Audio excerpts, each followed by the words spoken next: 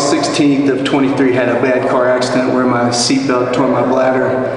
Had to have emergency surgery.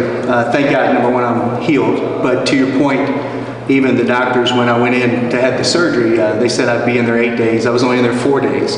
But actually, even the night of the surgery, they asked me to stand to get a standing CT. And they thought they were going to assist me, and they turned around to do something. I was already standing up. And so they were like, what are you doing standing up? How could you get up by yourself? But I give a lot of that. I was in really good shape, and thanks to you guys. Obviously, I'm a believer in Jesus Christ, and actually, that accident even deepened that faith, because I think sometimes life, you talk about seasons, but I think sometimes he sits us still for a reason.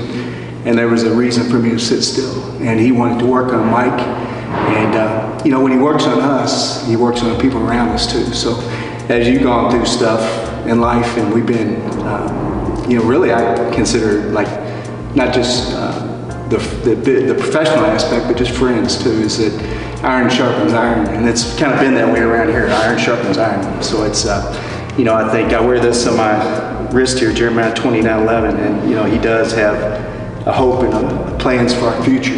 That's kind of the inspiration y'all give here too. Y'all walk the walk. I mean, everybody really, truly I really see everybody, it seems like from spiritual to emotional to physical to we even talk about financial, but I just see everybody here really just living it and passing that on to whoever they're training. And it's boded well for my family, because you've trained myself, you've trained my daughter Michelle, you've trained my son Michael, you've trained my son Matthew, Michaela, and Mia's even been here. So what I've seen, and when I say you, really you all have, because it's really there's been multiple trainers.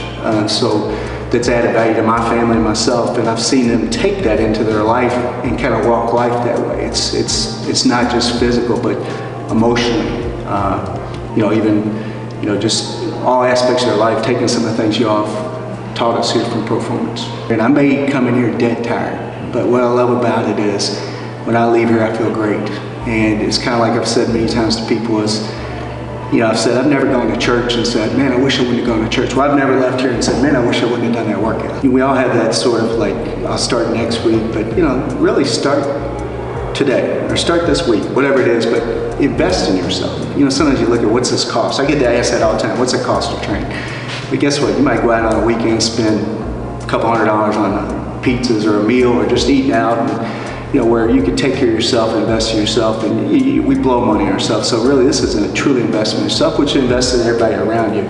So I would say, number one, you're gonna feel better about yourself, 100%. It's gonna make life easier. Actually, everything because of this, to me, flows easier. Like going to work is easier because of this.